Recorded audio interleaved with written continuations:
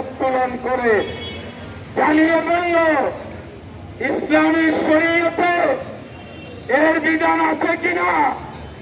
আজকে জাতীয় মসজিদের খতিব সাহেব ঈদ মিলাদুন নবীর বিরুদ্ধে কথা বলেন, লাশ তুলে ছুড়ে ফেলার বৈধতা ইসলামে আছে কি না আমরা জাতীয় খতিবের বক্তব্য চাই।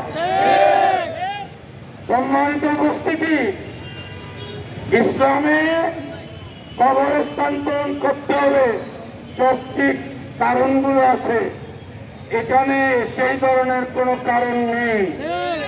এত শত শত বছর ধরে কোনো সমস্যা হলো না, এখন এসে মাজার সমস্যা হচ্ছে না তোমাদের জন্য সমস্যা হচ্ছে? এটা কি হাইকোর্টের জন্য সমস্যা না তোমাদের জন্য সমস্যা? তোমরা কারা নিজেদের পরিচয় স্পষ্ট করো, তখন এই জাতি জানবে এগুলা কারা করছে।